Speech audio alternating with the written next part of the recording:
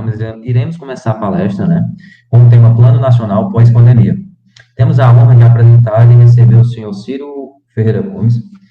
Vou falar agora um pouco do currículo dele, que é muito extenso. Eu vou falar um pouco, abreviar um pouquinho. Dono de um vasto currículo político e administrativo, Ciro Gomes é um político, advogado, escritor e professor universitário. Em 1979, formou-se na Faculdade de Direito da Universidade Federal do Ceará. Durante o curso universitário, militou no movimento estudantil e disputou as eleições da UNE, concorrendo para vice-presidente. Depois de formado, retornou para a cidade de Sobral, quando foi nomeado procurador, época em que seu pai era prefeito da cidade.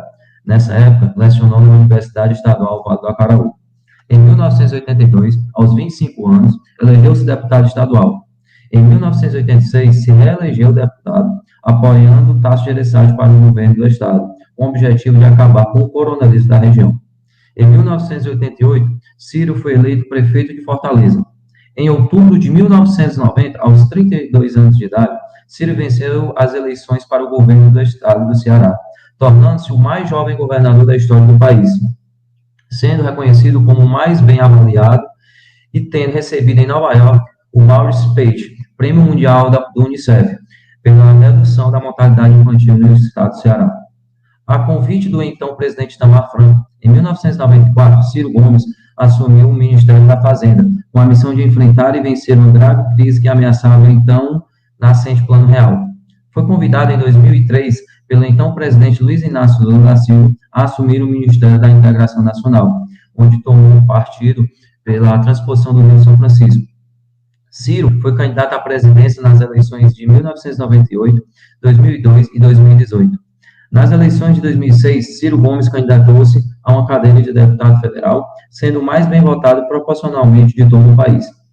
Ciro também é autor dos livros O País dos Conflitos, de 1994, O Próximo Passo, uma autora alternativa prática ao neoliberalismo, de 1995, em parceria com o professor Mangabeira Unger.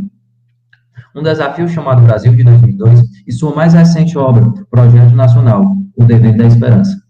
O senhor Ciro Ferreira Gomes, seja bem-vindo. É um honra e prazer recebê-lo. Irei passar a palavra para o professor Francisco José Carneiro Linhares, bacharel em Ciências Contábeis pela UVA, tendo ingressado com a primeira turma, em 1970. Na mesma IES, cursou a especialização em Contabilidade Gerencial Pública e Privada, e Gestão e Modernização Pública, obtendo também a situação de mestre em Gestão de Modernização Pública, através de convênio UVA-UIUL, Universidade Internacional de Lisboa. Foi comerciário, auxiliar contábil e bancário. Como professor efetivo da UVA, além de ministrar várias disciplinas, exerceu as funções de coordenador adjunto e de coordenador do curso de Ciências Contábeis, membro dos Conselhos Superiores CEP e CONSUNE, diretor da imprensa universitária, presidente da Comissão Permanente de Pessoal Docente, CPPD, presidente da Comissão Interna de Licitação, CIL, diretor do Núcleo de Docente Estruturante, NDE, do curso de Ciências Contábeis, e foi recentemente escolhido como representante docente do Centro de Ciências Contábeis Sociais Aplicadas no Conselho de Ensino, Pesquisa e Extensão, CEP, que será o moderador dessa palestra hoje. Mais uma vez, seja muito bem-vindo, Ciro, e passo agora a palavra para o professor Francisco José.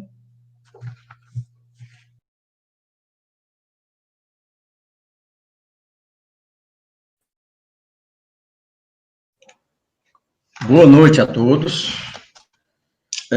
Na qualidade de moderador desse debate, eu me sinto muito honrado pelo convite feito pelos organizadores, né? Já que a abertura deste evento, que é o terceiro que o curso de contábeis está fazendo durante essa pandemia, né? Além de muitas outras atividades, sempre tendo à frente não só a coordenação do curso, mas, acima de tudo, a parceria daqueles que são a razão de ser do curso, os nossos alunos, né? Então, me sinto bastante honrado por isso. Por outro lado, me sinto muito honrado também em poder moderar essa palestra que cabe ao doutor Ciro Gomes, né? Sobralense, apesar de não ter nascido em Sobral, mas é sobralense, todos nós sabemos, de uma família de professores, né? Umbilicalmente ligada à UVA, né? E que teve a oportunidade, como governador, como já disse a professora Isabelle, de homologar o reconhecimento da UVA como universidade, né? Depois de um parecer do Conselho Estadual de Educação. Por outro lado, ele foi nosso colega como professor da universidade, né? Eu estava em dúvida que disciplinas ele fez, porque na época eu não pertencia ao corpo docente da universidade, porque estava em outra atividade, né? Mas ele confidenciou aqui em off que foi professor de Direito Tributário e foi professor de OSPB, Organização Social e Política Brasileira, né? Isso, obviamente, talvez lá pelos anos 70, por aí, né? Então, eu diria o seguinte, quanto à capacidade do Dr. Ciro Gomes, né, isso foi reconhecido também pela universidade, quando o nosso saudoso professor Teodoro o reconheceu através de um título de doutor honoris causa da universidade, né? Isso aconteceu, deixa eu ver aqui a minha anotação, aconteceu durante o ano de 2008, ainda acho que no reitorado do professor Teodoro, né?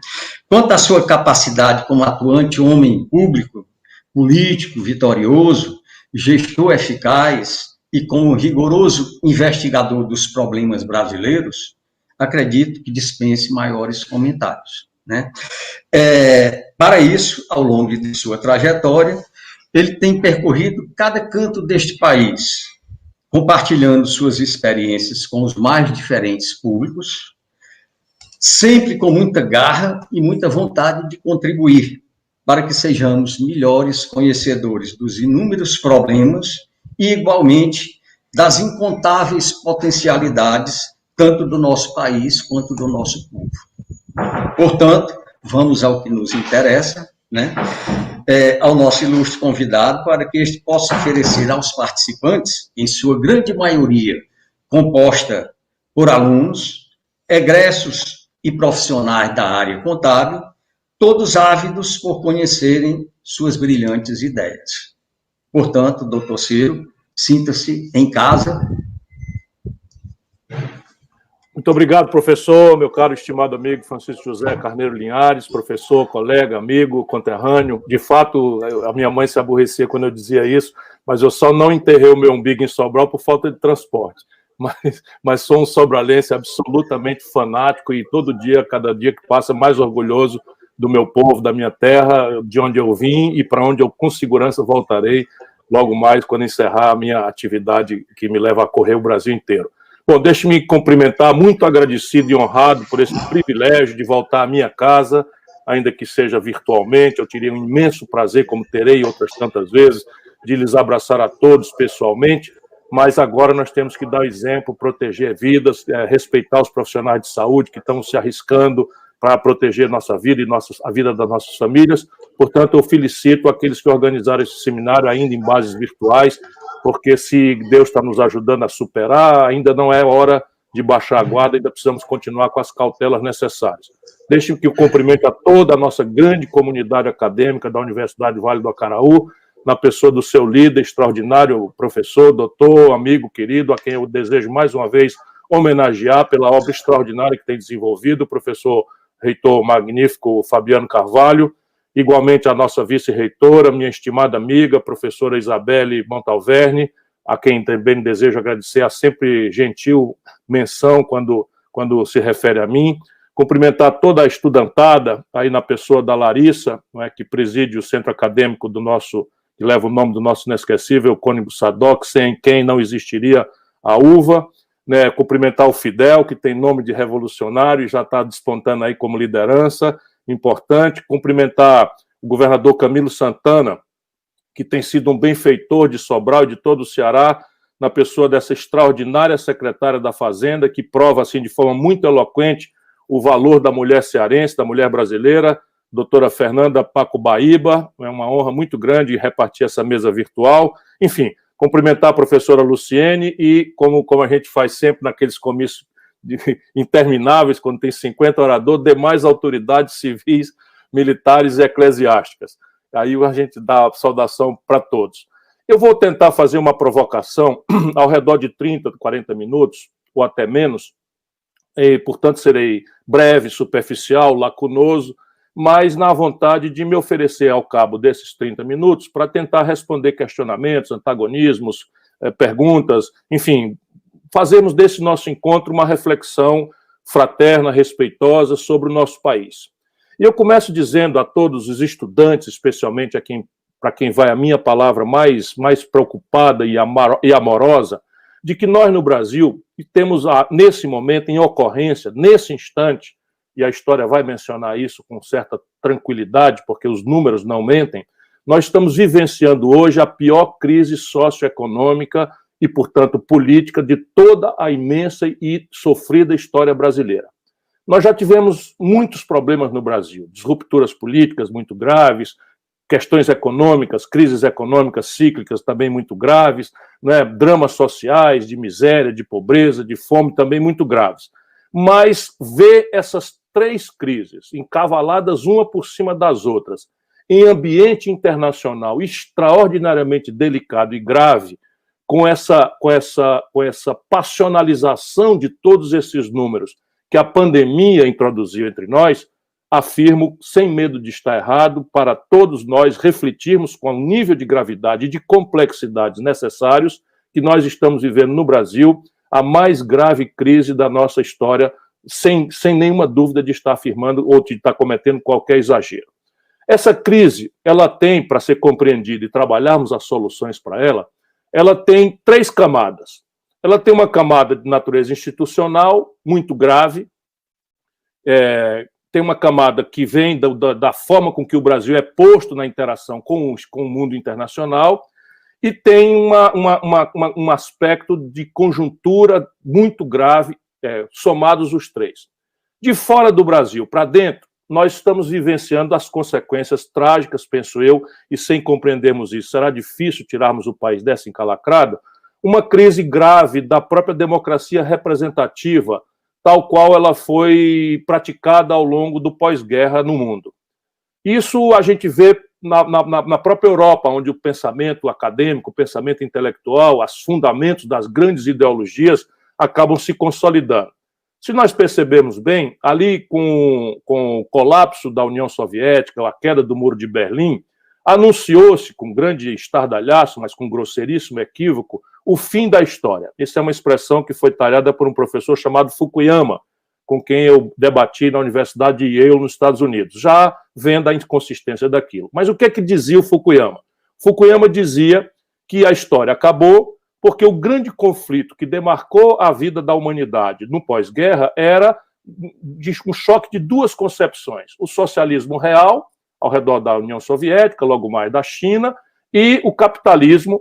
E nesse conflito, dado que a União Soviética se dissolveu e a simbólica queda do Muro de Berlim, parecia então que a democracia liberal, no sentido do capitalismo, no laissez-faire, do individualismo, parecia ter vencido o grande embate e agora cabia ao mundo apenas, especialmente países de desenvolvimento retardatário, como é o Brasil, caberia a nós apenas imitar as instituições vitoriosas do Atlântico Norte, ou seja, como é que os americanos, os europeus ocidentais e especialmente a Inglaterra organizaram suas instituições, cumpria-se, dizia esse equívoco, apenas agora a humanidade replicar essas instituições. Ora, isso nunca foi verdade, porque a história das nações não para nunca.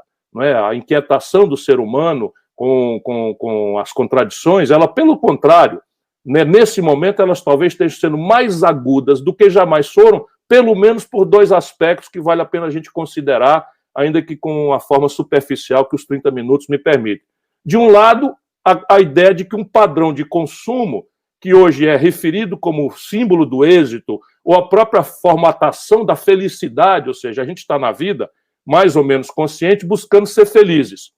E a minha geração buscava ser feliz no ambiente subjetivo, no ambiente espiritual. Não estou falando de religião, embora a religião possa compor também, se não for feita de forma manipuladora e superficial, mas a religiosidade, a adoração ao divino, faz parte desse mundo subjetivo em que a humanidade buscava ser feliz.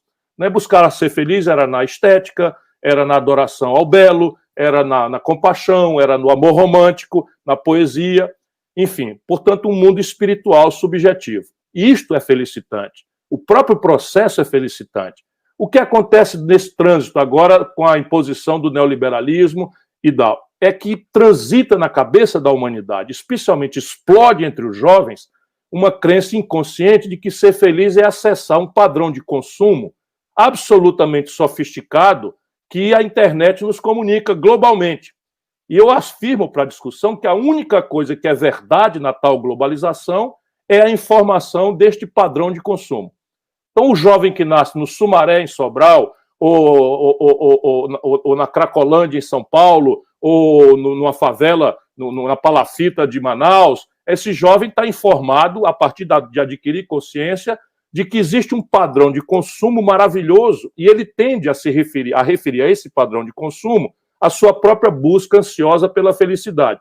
Isso está gerando uma geração de jovens frustrados ou revoltados, e aquela linguagem que lhes nega esse acesso, porque o padrão de consumo é tão sofisticado que não há renda que acompanhe, especialmente se a renda for tão perversamente mal distribuída, como é o caso do mundo pobre, e especialmente o Brasil, que é, entre as economias organizadas, a mais perversa desigualdade na distribuição de renda do mundo. Então vamos no concreto. Um garoto nasce no Sumaré e, de repente, começa a tomar notícia do iPhone, do tablet, do tênis de marca, da camiseta de marca, e esses são símbolos de êxito social, são elementos simbólicos de aceitação do garoto e da garota pelo seu grupo, e ele não tem renda para isso. Aqui está a grande questão. Esse padrão de consumo não é sustentável. Então aqui está lá a primeira grande estupidez de se anunciar o fim da história. Pelo contrário, nós estamos naquela época em que a história do mundo vai ter que dar um salto grave, vai ter que ter uma disruptura grave, porque não é possível que o símbolo desta felicidade impossível de ser alcançada seja a propriedade individual de um carro que consome combustível fóssil. Só para dar um exemplo prático no simbólico, porque isso vai matar o planeta Terra. Esse padrão de consumo já está exigindo mais energia, mais recursos do que a Terra tem por 3 vezes. Portanto, no limite, o planeta está em risco de extinção da humanidade. Não, a Terra é uma instituição permanente, ou é um objeto esférico, que ainda tem gente que acredita que é plano, definitivo no conceito dos planetas até pelo menos 4 bilhões de anos, quando o Sol se expandir e tentar cumprir seu itinerário de vida, porque também o Sol não é infinito. Mas isso é outra preocupação. Mas a outra grande insustentabilidade se refere ao ângulo de nós, brasileiros, que somos uma nação que tem a informação desse padrão ótimo, maravilhoso, moderno de consumo, queremos isso, e não é só no adjetivo, nós queremos a última química fina nos remédios, nós queremos o mais sofisticado meio de diagnóstico médico, nós queremos os mecanismos sofisticados de microeletrônica, de informática e de telecomunicações, nós conhecemos essas coisas e temos a justa pretensão, como nação, de acessar esses padrões, ainda que possamos amanhã adquirir uma consciência ecológica de que o consumo abusivo e o desperdício não devem ser mais práticas em função da necessidade histórica que a humanidade precisa que reciclemos isso. Mas o que aconteceu? Essa ideia mitológica, não é, de que as instituições acabaram, explodiu ali com o fim da Guerra Fria na Europa Ocidental, onde se construíram as manchas sociais democratas, o chamado welfare state, o estado de bem-estar social. E a esquerda de lá acabou capitulando, porque imaginou que, de fato, o marxismo-leninismo como alternativa teórica tinha sido desmoralizado mesmo, e que agora cumpria aceitar a mistificação neoliberal e tentar uma espécie de dourar a pílula, ou seja, de humanizar o caminho numa crença que se revelou tragicamente ilusória de que isso fosse possível. Resultado prático, a Europa estagnou economicamente, a partir ali dos anos 80, 90, ela estagnou gravemente, não cresce mais de forma expressiva. Eu vou voltar a falar em crescimento aqui muitas vezes, sempre com essa premissa ambiental, ecológica, sustentável, mas crescimento é uma opção que o Brasil não pode deixar de afirmar que é nossa obrigação, sem o que não há respostas práticas para os nossos dramas. Eu volto a isso presentemente. Mas quando a Europa, já com a estagnação econômica grave, produz, especialmente entre os jovens, milhões de desempregados, vem a descolonização recente, vem as guerras que os próprios europeus são coadjuvantes no Médio Oriente, na norte da África, na cabeça da África, e esse ambiente de emprego rareando pela sofisticação tecnológica, que também é a outra grande variável que não foi imaginada, não é para aqueles loucos que falaram no fim da história. O que acontece agora é que o desemprego entre os jovens explode e o migrante chega vendendo mão de obra barata e estressando a rede de proteção social, e isso acaba criando uma opção meio apropriada pela grande direita internacional, que é a exacerbação nacionalista, xenófoba, fascistoide, que acaba dominando o território europeu por muitas décadas mais recentemente. Agora as coisas estão começando a se atenuar nessa direção, mas o que nós estamos vivendo no Brasil é um pouco consequência, por isso que eu demorei um pouco mais nessa reflexão, desse movimento internacional que explode, por exemplo, ao redor do Trump nos Estados Unidos. E a grande questão é que a direita oferece soluções toscas, pouco generosas, eu digo a direita ultraconservadora, explora a religiosidade e a moral familiar no momento em que a esquerda tradicional, perdendo a capacidade de propor a revolução, acaba se refugiando numa agenda identitária que colide com a moral popular, embora sejam todas questões muito respeitáveis que têm que ser tratadas. O feminismo, a moral sexual, não é? Enfim, a questão ambiental como centralidade de um debate, não é? A questão de gênero, a questão étnica, a questão religiosa, e isso a esquerda acaba apanhando, né? Tomando uma sova, perdendo a confiança das maiorias populares. Aí está a primeira grande explicação da crise brasileira. É uma coisa que está no mundo inteiro, vem de fora para dentro, e aqui tomou essa característica tosca, penso eu, não é, de um despreparado, de um boçal corrupto, chefe de uma quadrilha, que é o Bolsonaro. Eu sei muito bem o que eu estou dizendo, não é? Sei bastante bem o que eu estou dizendo. Se alguém se sentir ofendido, eu estou à disposição para dizer por que eu afirmo que o Bolsonaro é um boçal despreparado, corrupto, não é? E que está alienando o Brasil de forma muito grave e desonesta para o interesse norte-americano, o interesse estrangeiro, nesse momento da vida brasileira. Segundo aspecto, eu tinha falado, eu vou ser mais breve um pouco, porque esse é mais simples de entender. É um aspecto institucional. Eu sustento para debater que, nesse momento, o Brasil está passando por uma desconstitucionalização usurpadora do que é o verdadeiro pacto constituinte nacional brasileiro. Deixa eu explicar para quem não é iniciado nas artes do direito, não é? Embora os companheiros e companheiras que estudam contabilidade tenham sempre essa introdução, não é? Porque o direito ali anda de mãos dadas com a contabilidade como ciências humanas importantes, especialmente para o desenho da institucionalidade pública. Nem sempre se tem a devida clareza disso, mas nós somos irmãos parceiros. Eu sou formado em direito e vocês estão se formando em ciências contábeis. E a professora Luciene tem as duas formações. Pois bem, quando uma nação se organiza, ela tem uma espécie de pacto de valores centrais, de valores fundamentais. O Brasil adotou o modelo de constituição rígida, ou seja, uma constituição escrita, que é feita para não ser mexida, porque para mexer tem que ser 3/5 em 4 sessões, 2 da Câmara, 2 do Senado, com interregno, enfim. Isso é um modelo de constituição.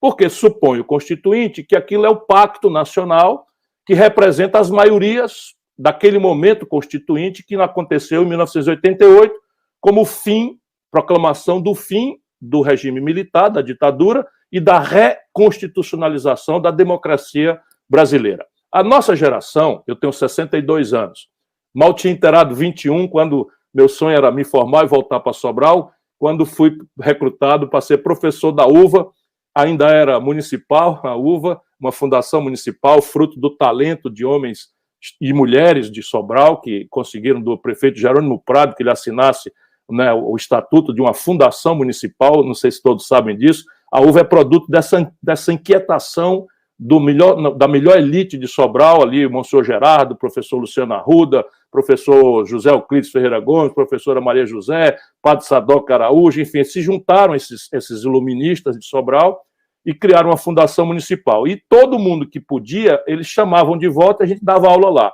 O salário não era tão grande coisa, então eu doava para o centro acadêmico dos estudantes, então eu trabalhava pelo prazer, pela honra, pela glória de até hoje dizer que fui professor da nossa Universidade Vale do Acaraú. Voltando, a Constituição de 88, para a minha geração, eu só situei, eu tinha 21 anos, agora tenho 62, né? Então, a minha geração comemorou com grande entusiasmo a Constituição de 88.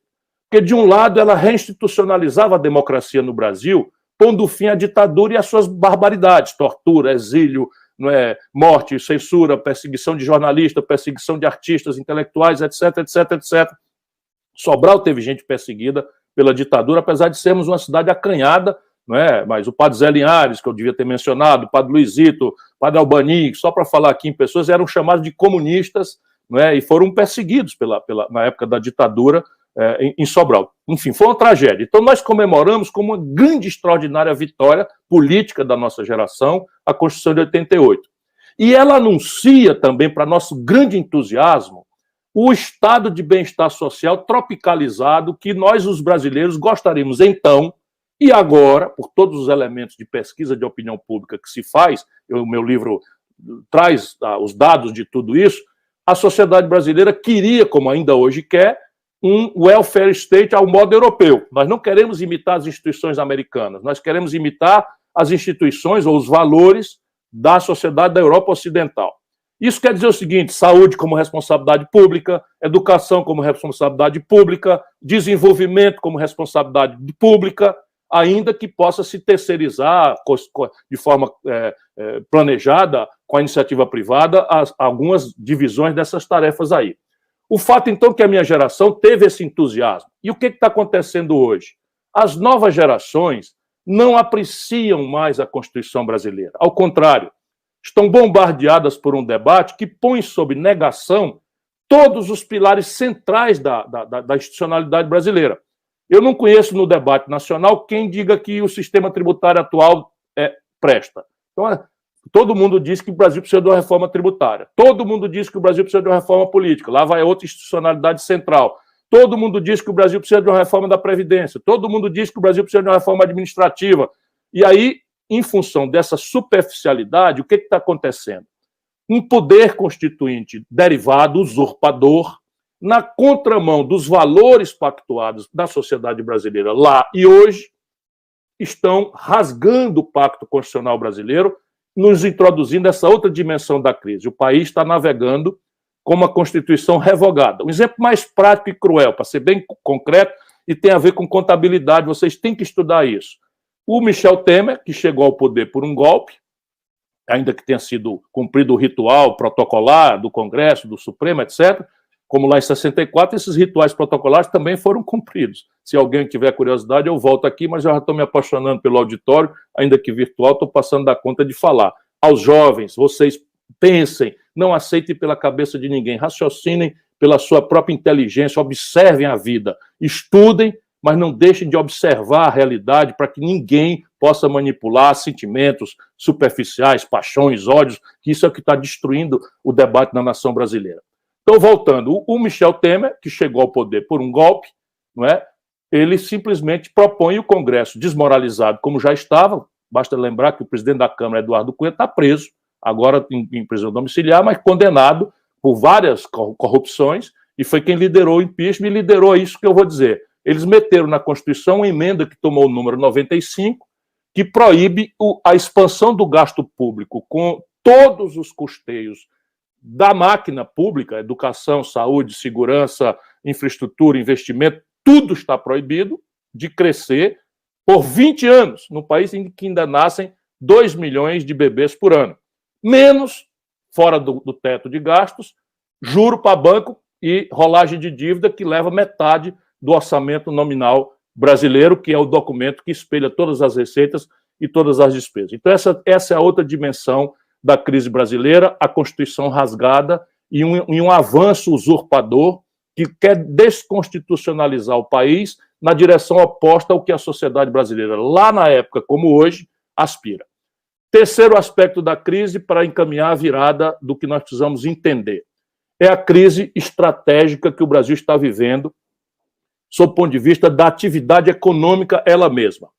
Vejam bem, meus jovens conterrâneos, meus companheiros, meus alunos, se eu puder comemorar aí como velho professor dessa casa.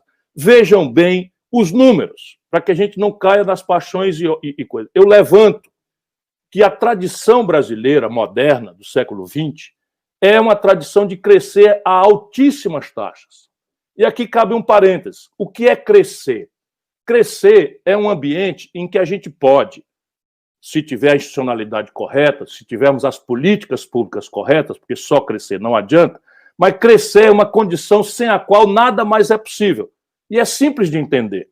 Se eu não cresço a economia, 2 milhões de bebês nascendo por ano vão entrar pedindo atenção materno-infantil, vaga na maternidade, vão entrar pedindo creche, vão entrar pedindo escola, vão entrar pedindo emprego. 2 milhões por ano.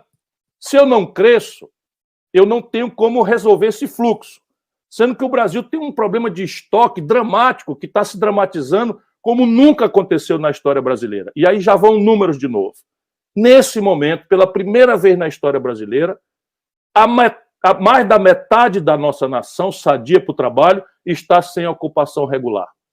Pela primeira vez na história do Brasil, e isso já era verdade antes da pandemia, nós temos mais da metade do povo sadio para trabalhar sem um emprego formal. Ou se virando no bico, ou se virando nessa semi-escravidão dos aplicativos, ou se virando na informalidade, mas a maioria do povo brasileiro hoje não tem oportunidade de trabalhar com qualquer tipo de proteção contemporânea e para a velhice, criando um problema estratégico de estoque que vem ao encontro desse problema de fluxo, que mostra como é que a gente tem que crescer. E aí tem um outro problema em cima dessa questão demográfica, que são os extraordinários ganhos de produtividade que os novos modos de produção estão impondo ao mundo do trabalho. Isso é que o Fukuyama não foi capaz de ver lá atrás, embora os indícios disso já estivessem colocados. O que eu estou querendo dizer? Hoje, uma máquina colheitadeira de cana-de-açúcar, no interior de São Paulo, onde dá a cana-de-açúcar em quantidade para ser mecanizado, tira 76 trabalhadores.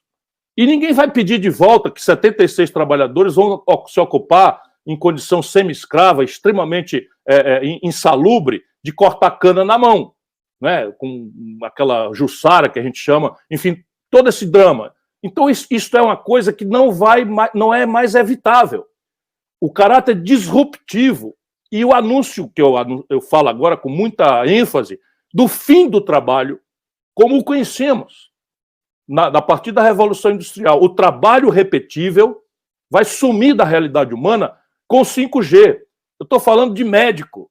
Por quê? Porque logo mais as máquinas, a internet das coisas, vão ser capazes de fazer diagnósticos por telemedicina e por algoritmos.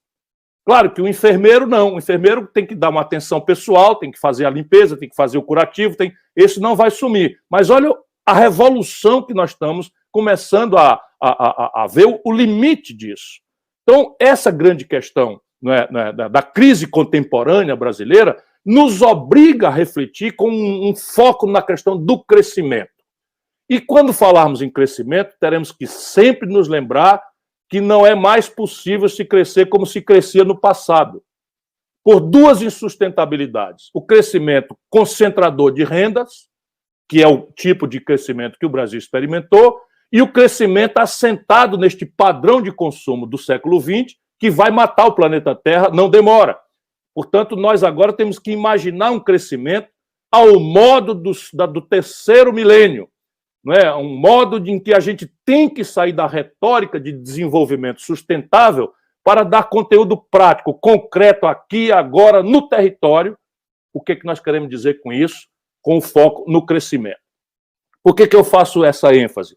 Porque o pensamento ecológico da Europa, essa jovem extraordinária, que é a Greta, por exemplo, que os jovens no mundo inteiro admiram, ela é, se não me engano, de um país nórdico. Então, ali, tudo está praticamente resolvido, do seu ponto de vista de infraestrutura.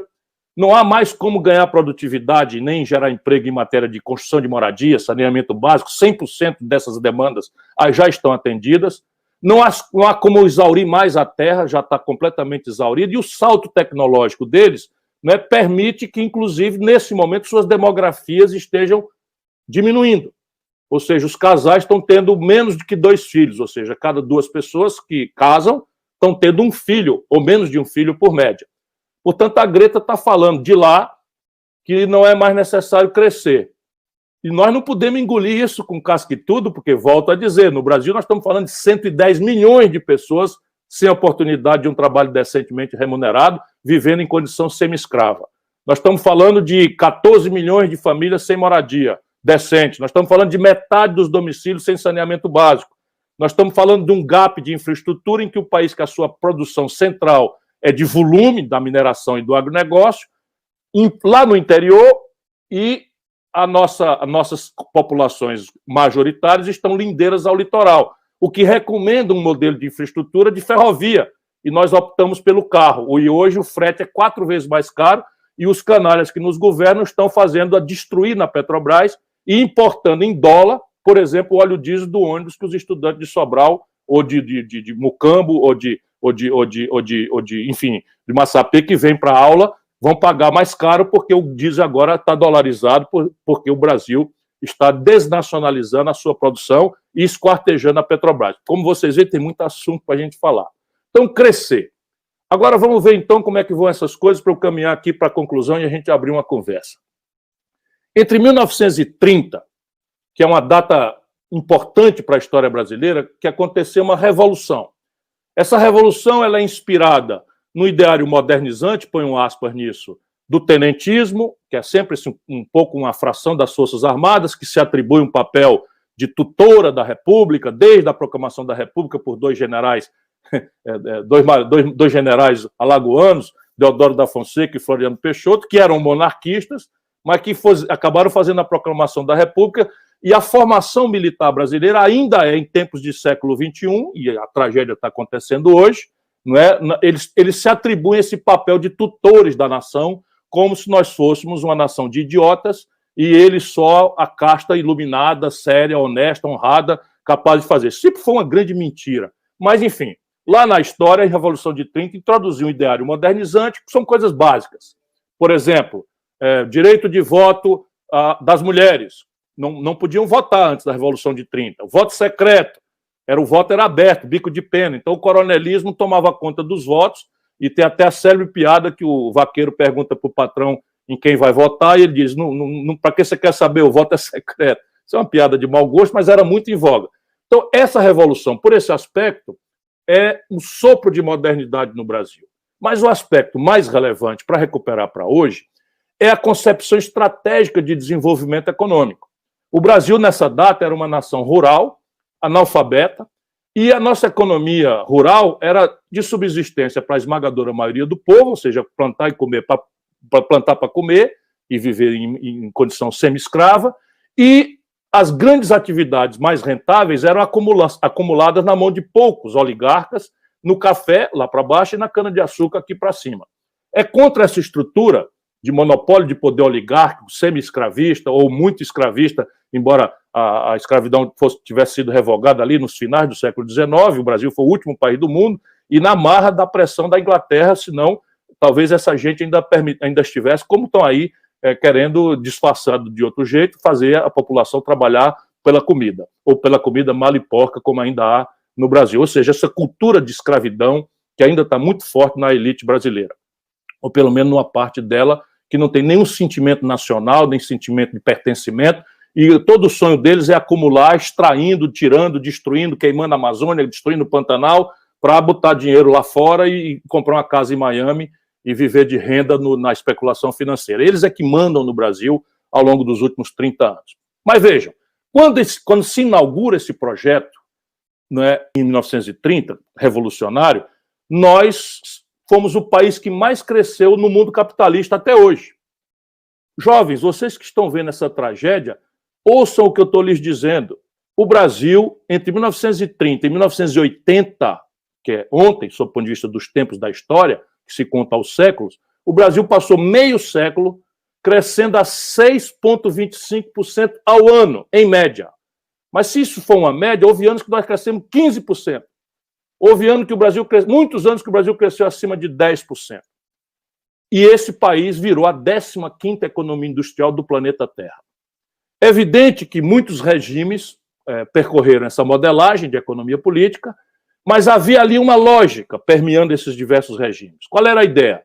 Libertar o Brasil dessa produção rural atrasada, que não acumula, que não agrega, que não distribui renda, diversificando o nosso perfil produtivo para uma indústria moderna e pelos serviços que a ela se agregam. E isso foi montado. Por exemplo, não existia capitais nacionais. E a gente precisa entender isso, porque ainda hoje não existem capitais nacionais. A poupança nacional brasileira é muito pequena e não existe investimento sem poupança. Então, a primeira grande tarefa era essa. O que aconteceu lá atrás? Fizeram um mapa, tudo que o Brasil comprava do estrangeiro, nós íamos passar agora a tentar produzir aqui. Desculpe. Tudo que a gente comprava de fora, a gente ia tentar produzir aqui. Então, fizeram um mapa de substituição de importações, fechamos o mercado para todos aqueles setores estrangeiros que a gente ia tentar fazer nascer uma indústria no Brasil, porque se ela nascesse competindo, ela não ia sobreviver, e não tinha dinheiro, nós então resolvemos financiar isso com endividamento externo, tomando dinheiro emprestado, dólar do estrangeiro. Lá como hoje, não é? Essa ilusão das elites de que a gente, ao invés de construir nosso próprio capital local, isso tem a ver com a conclusão do raciocínio da nossa noite hoje, resolvemos tomar o atalho do capital estrangeiro. Na época, fazia sentido, porque o capital era muito, muito lento. Você tomava dinheiro emprestado hoje, só ia pagar daqui 15 anos. O juro era muito baixo, era 3% ao ano. Então o Brasil passou a tomar $1 bilhão e abrir a Petróleo-Brás, abrir a Eletrobras, abrir a Telebrás, abrir a Vale do Rio Doce, abrir a Companhia Siderúrgica Nacional, que isso todos são os grandes empreendimentos, que chamadas indústria de base, e a infraestrutura para suportar essa modernidade industrial. Funcionou, embora os defeitos a gente conhece. Produziu-se uma economia industrial muito diversificada, em 1980, 1/3 da riqueza brasileira já era tirado da indústria. Só para vocês terem uma ideia, em 1980, a China tinha uma participação do comércio mundial de 1%, igual ao Brasil, sendo que a China já tinha 800 milhões de habitantes e o Brasil tinha 120 milhões de habitantes. Então, nós éramos muitas vezes mais ricos do que os chineses em 1980. A indústria brasileira era a soma da indústria da China, da Malásia, de Singapura, do Vietnã, os chamados tigres asiáticos, que ainda pegavam um pedaço da Coreia do Sul. Na época, para vocês verem o tamanho. Só para vocês terem uma ideia da tragédia, hoje a China é 16 vezes mais rica do que o Brasil. 16 vezes a produção industrial chinesa é maior do que o Brasil. E a participação do comércio mundial do Brasil está atolada em 1%, como nos anos 80, e agora a China já tem 9% do comércio do mundo. Para vocês verem como a tragédia é política. Não é?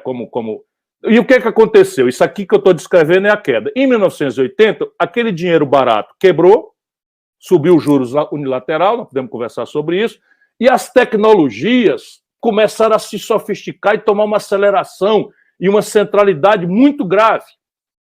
E o Brasil tinha uma ditadura. O mal que faz, não temos uma democracia, a liberdade para abrir as coisas, para discutir as coisas, a liberdade para os professores refletirem. No Brasil, quem fosse falar das coisas era preso, era torturado, etc. Resultado prático, entre 1980 e 2010, esse nosso país, que crescia 6,5% ao ano, em números redondos, cai para crescer 2,2% ao ano. E, para acelerar o argumento, em 2010, o Brasil, para hoje, acaba finalmente indo para o fundo do poço. A pior década da história. 10 anos e crescimento médio, 0. Agora recuperem. 2 milhões de bebês nascendo por ano. Um estoque de 100 milhões de pessoas na informalidade. E as tecnologias sendo rapidamente sucedidas umas pelas outras, destruindo a indústria brasileira. Resultado, aquela indústria que era 30% do PIB virou 10% do PIB e está se acabando. E aí vamos raciocinar. Vocês acham que a Grendene foi bater em Sobral, empregando 20 mil pessoas, porque Sobral é a sede da matéria-prima? Não é, nunca foi. Porque Sobral é a sede do mercado onde ela vai vender 200 milhões de pares de calçado que ela produz? Também não é. Ela vai produzir para o mundo. O que ela foi fazer em Sobral?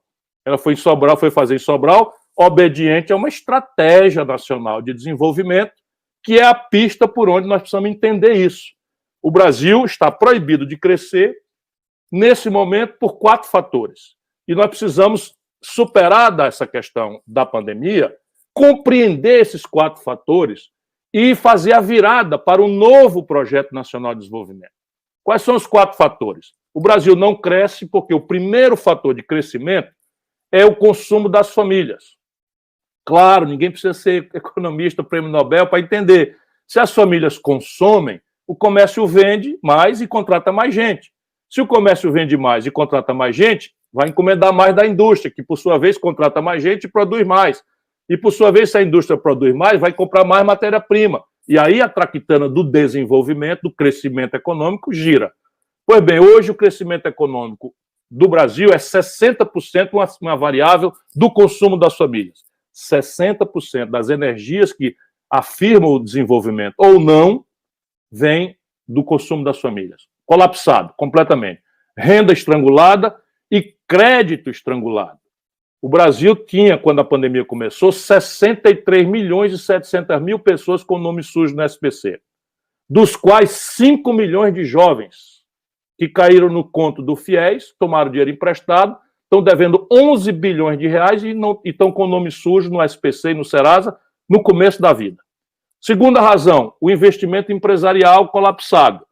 2 razões. Primeira razão, o Brasil faz 10 anos que a indústria trabalha com 30% de capacidade instalada ociosos. Ou seja, eu tenho capacidade de produzir 100 geladeiras, só estou produzindo 70, porque só tem quem compre 70. Você acha que alguém vai fazer uma fábrica nova de geladeira, se a fábrica que existe hoje, capaz de produzir 6, só está dando conta há 10 anos de vender só 70? Então, evidentemente, que o empresariado não vai investir. Essa é a primeira razão, capacidade instalada ociosa muito alta. A segunda razão é o endividamento empresarial. O Brasil, há 30 anos, diversos regimes, Fernando Henrique, né, Collor, enfim, Lula, Dilma, não mudaram nada. 30 anos os juros mais altos do mundo. E se o juro que o governo paga é mais alto do que o lucro médio dos negócios, a economia para. Óbvio, porque se eu não tenho dinheiro, como é que eu vou tomar dinheiro emprestado, botar num negócio que vai me dar um lucro menor do que o juro que eu vou pagar para o banco? E se eu tenho dinheiro, por que eu vou botar num negócio que me envolve riscos, etc., se eu botar numa renda fixa, eu levo moleza, um juro, não é, de 150% da CDI, como hoje estão pagando no Brasil. Aí, em Sobral, a população, o empresariado está descontando a duplicata a 42% de juro ao ano. Um japonês desconta 1% ao ano. Um europeu desconta 1,5% de juro ao ano. Um americano desconta 0% de juro ao ano. Só para vocês terem ideia. Agora, qual é o negócio da agricultura, da pecuária, do comércio, do serviço, da indústria, da construção civil, que dá um lucro de 42% no ano? É muito difícil. Então, isso explica também o consumo das famílias colapsado, o investimento empresarial colapsado, e o terceiro fator, evidentemente, o investimento público. Porque em tempos de depressão econômica, como é o que nós estamos vivendo, já dizia o Keynes, que é um grande economista britânico, que os governos deveriam, em tempos de depressão econômica, pagar para o povo tapar um buraco e depois pagar para esse próprio povo tapar o buraco. Era uma metáfora que ele queria dizer o papel crítico do investimento público na superação da crise econômica. Pois bem, anuncio para vocês, nós estamos esse ano com a menor taxa de investimento do setor público da história do Brasil. O menor investimento público da história do Brasil. Nós estamos caindo de 0,5% do PIB, o investimento federal, não é? O que é absolutamente insuficiente, até sequer para dar manutenção nas estradas. Esse é o terceiro fator, o colapso do investimento público. E o quarto e último fator, todas as vezes que o Brasil cresce um pouquinho, mas um nadinha de nada, por exemplo, quando o Bolsonaro, a força do Congresso Nacional, da oposição, estabeleceu o socorro de R$600 por pessoa, nesse momento, o consumo de algumas coisas aumentou. Imediatamente explode a importação. Porque nós destruímos. Isso aconteceu com o Fernando Henrique, aconteceu com a Dilma, e os dois quebraram o Brasil, porque o Brasil tem como quarto fator isso, uma dependência externa dramática. Então, para vocês terem uma ideia, no governo Bolsonaro, fugiram do Brasil, por inconfiabilidade do Bolsonaro, 150 bilhões de dólares. Foram embora do Brasil. Ele mentiu descaradamente na ONU, dizendo que o Brasil estava sendo respeitado mundialmente, porque o investimento direto estava crescendo. É uma mentira deslavada. É a maior fuga de capitais da história do Brasil. O número, 150 bilhões de dólares. Em um ano e meio de Bolsonaro. Pois bem, Se falta dólar, o preço do dólar em real sobe. E isso todo militante que me ajuda aí na luta sabe. Por quê? Porque o povo não compra dólar, mas come pão. Um bom pão da padaria Princesa do Norte, um bom pão da padaria Coelho, né, da Piraí, né, que são os pães que eu me costumei a comer em Sobral. Agora comprei lá na padaria do Pinheiro, né, no supermercado. Pois bem, o pão é feito de trigo. E o Brasil não produz trigo com suficiência para nossos pães. Resultado, o Brasil compra trigo do estrangeiro e isso quer dizer, então, que a gente tem que pagar em dólar. Se o dólar sobe, quando o Bolsonaro tomou posse, o dólar era R$ 3,70. Hoje deu 5,64. Nós temos aí quase 50% de desvalorização da moeda brasileira no ano e meio de tragédia Bolsonaro-Paulo Guedes. E o resultado prático é que nós estamos com essas dependências todas. Bom, se isso tudo for verdade, aqui estão as pistas do que nós precisamos fazer para virar o jogo. Nós precisamos celebrar primeiro umas premissas. Alguém daí acredita que um problema desse tamanho vai ser resolvido conforme a ideologia oficial neoliberal, que diz que o problema do desenvolvimento é um problema individual das pessoas e das empresas? Se alguém imaginar isso, eu tenho que perguntar, em qual experiência humana, de qual país da história da humanidade isso aconteceu? E a resposta é chocante, em nenhum país do mundo isso aconteceu. Então, nós precisamos de um projeto. Projeto é uma palavra complicada, porque quer dizer o seguinte, meta, objetivo, orçamentação, de onde vem o dinheiro, quanto custa, quem paga, como é que vai ser dividida a tarefa, qual é o prazo de execução, quem é supervisor, quem é avaliador, quem é o executor. Enfim, projeto significa isso. E hoje o Brasil navega a esmo, nós não sabemos para onde vamos em nenhum setor da vida brasileira, nem especialmente nos mais complexos, tipo ciência e tecnologia. O pensamento acadêmico brasileiro não está guiado por nenhuma estratégia, para dar um exemplo prático. Nacional por quê? Porque os fatores de competir no mundo não estão globalizados. Eu dei o exemplo da taxa de juros, mas eu podia dar o exemplo mais grave de todos, que é a maturidade tecnológica. Então, daqui a pouco, o 5G vai ser domínio de duas empresas do mundo, uma chinesa, a Huawei, e uma americana. Os governos americanos e chineses por trás delas. E o Brasil nem sequer sabe fazer mais autopeça de carro. 80% do valor de um carro que circula nas ruas de Sobral, produzidos, dito, no Brasil, são importados do estrangeiro. E por que, então, desenvolvimento? Porque se nós não crescermos a economia do Brasil acima dos ganhos de produtividade, que é a troca de gente por máquina, e da chegada dos jovens ao mercado de trabalho, nós não temos como resolver o fluxo. E se não crescermos muito, não temos como atacar o problema do estoque dos problemas demográficos, sociais e de infraestrutura do país. E crescer é uma variável que o Brasil tem condição de produzir, por quê? Porque nós temos nossa experiência histórica. Porque se o Brasil cresceu a 6,5% durante 50 anos e agora cresce a zero? O céu abençoado pelo Cruzeiro do Sul é o mesmo.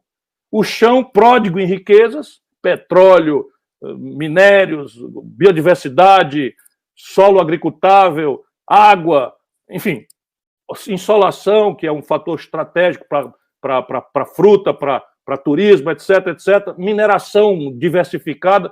O povo é o mesmo. Só que na época que nós fizemos essa potência, o povo era todo analfabeto, e agora nós, pelo menos, universalizamos o acesso ao ensino básico.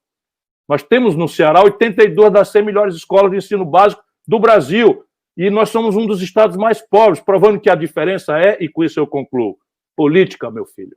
Política. Isso que você está com nojo, isso que você torce o nariz, isso que você acha que é careta, você tem toda a razão.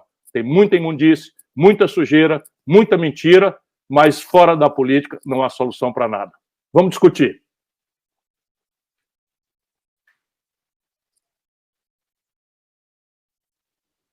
Atenção, Fidel.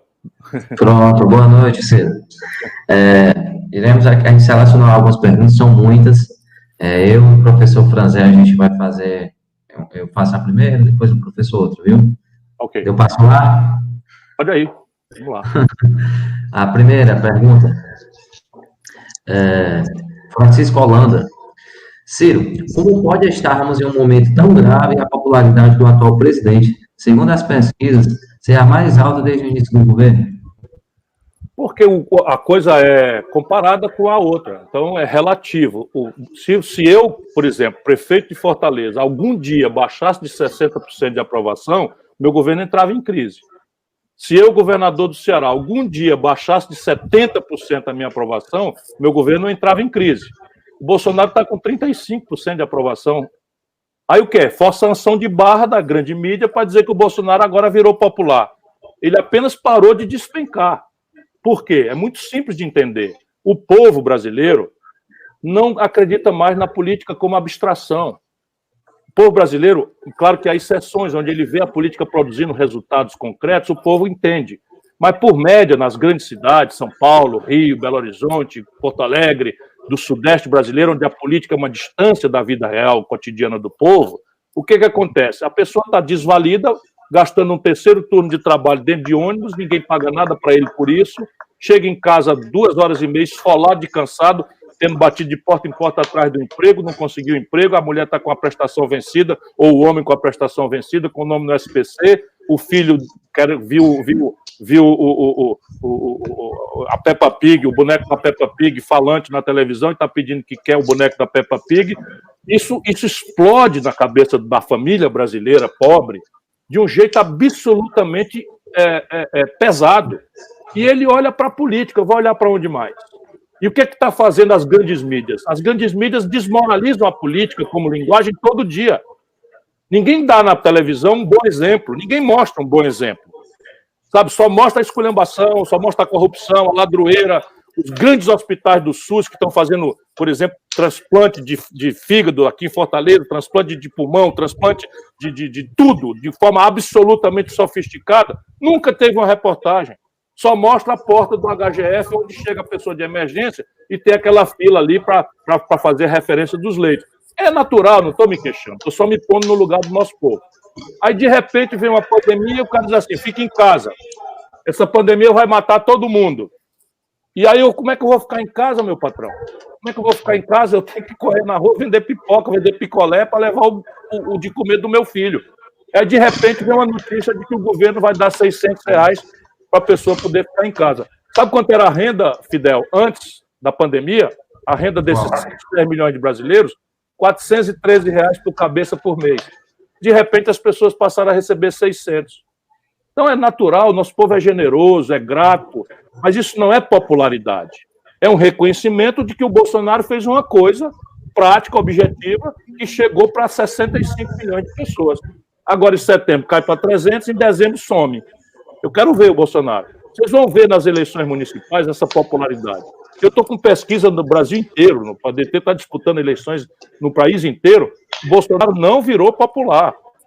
Ele apenas parou de crescer e estacionou aí entre 35% e 37% de aprovação. Ora, caramba, o cara que tirou 57 milhões de votos um ano e meio atrás, tem 37% só, ele está em crise. O resto é forçação de barra da grande mídia para dar um tempo para o Paulo Guedes fazer o serviço sujo de esquartejar a Petrobras, a Eletrobras e entregar para os estrangeiros. Professor? Ciro, eu estive convidado para moderar essa sua palestra no sábado. Recebi isso com muita satisfação, até porque há muito tempo eu vim acompanhando o seu pronunciamento, as suas palestras, né? E, de repente, sai esse livro chamado Projeto Nacional Dever da Esperança. Não me deu tempo suficiente para que eu lesse esse livro de sábado para cá. Inclusive, eu estava lendo um outro livro chamado O Príncipe, de Nicolau Maquiavel. Tá? Mas o que me chamou a atenção também foi o seguinte: como é que eu faço para me inteirar um pouco daquilo que vai ser tratado na palestra de Ciro Gomes, pelo menos para eu chegar lá com algum tipo de conhecimento a respeito, né?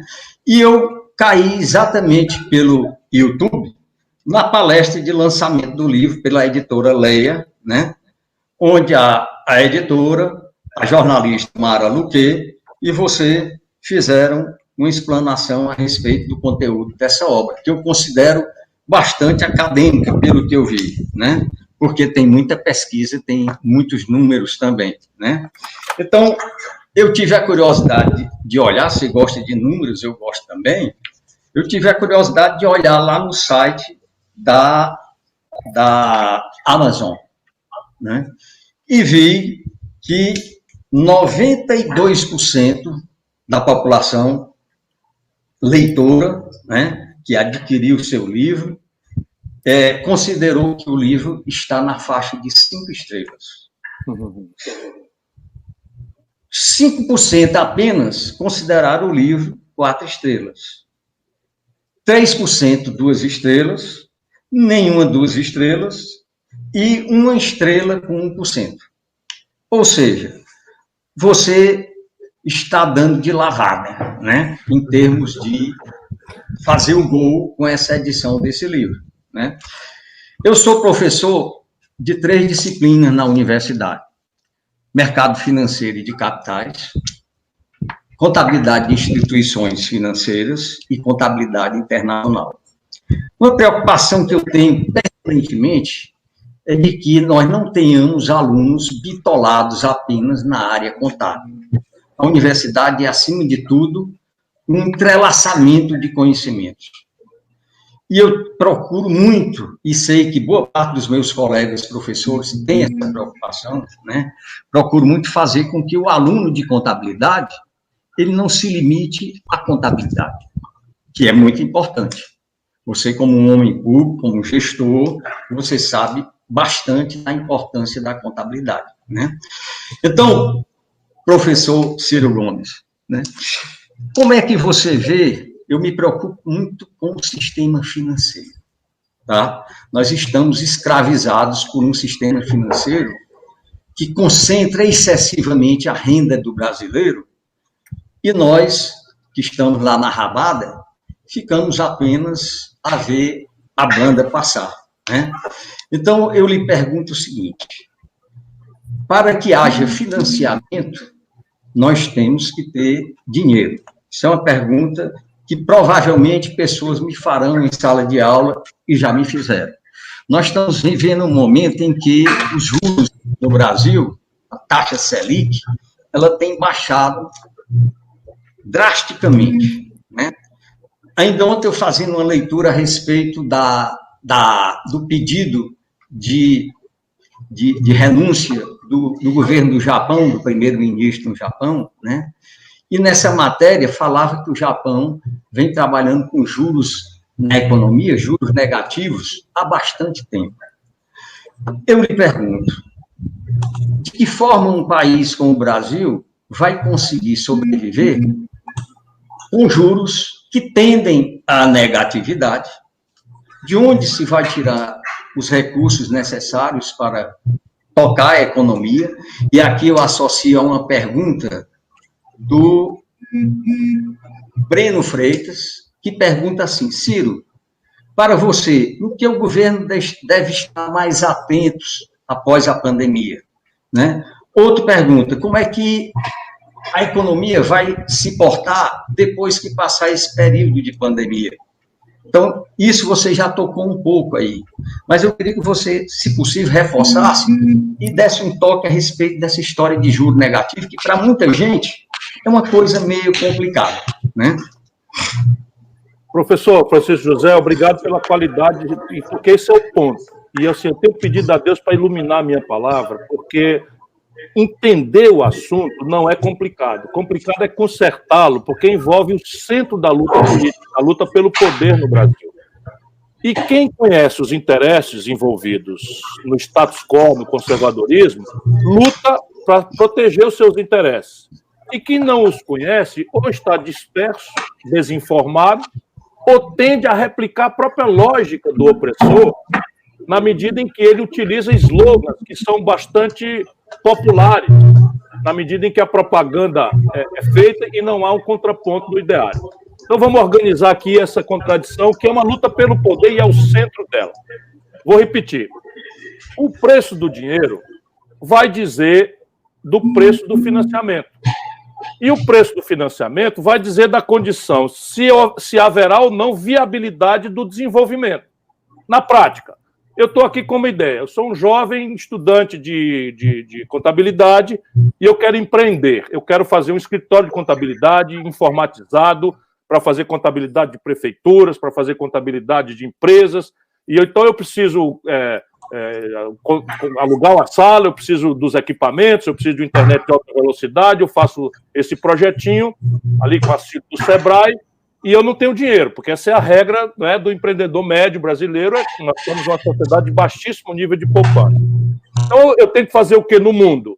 No mundo, eu vou ao banco, mostro o meu negócio, mostro a taxa interna de retorno, mostro que se eu aplicar 100, eu ganho 7% de lucro por ano, ou 8% de lucro, e aquilo me remunera. Mas o banco vai dizer o seguinte, tá bom, eu lhe empresto, mas eu lhe cobro 42%, que é o que está acontecendo hoje no Brasil há 30 anos. Veja, você disse, e é justo que se reconheça, o Bolsonaro está com a menor taxa Selic da história. É uma vergonha para o pensamento progressista brasileiro. Temos passado 14 anos com o Lula e com a Dilma, com uma taxa Selic muitas vezes mais alta do que a do Bolsonaro. A Dilma botou a taxa Selic em 14%. O que é a taxa Selic? É o piso do juro. Ou seja, todo o dinheiro que o banco não emprestar para a indústria, para o comércio, para o serviço, no fim da tarde, esse dinheiro é aplicado no título do governo e o governo paga para ele a taxa Selic. Sendo que, Francisco José, a coisa é tão grave que o governo já não está mais rolando sua dívida a Selic. A Selic está em 2, parou de cair na última reunião do Copom, mas o governo está girando a sua dívida a 8%. Por um misto de inflação, saiu o IGPM hoje 12% anualizado. E o IGPM é a inflação do atacado. O que eles estão fazendo? A inflação do povo é o IPCA. Aí o IPCA é uma inflação que é média. Mas é média tipo, eu boto a cabeça no refrigerador, no freezer, e o meu pé no forno.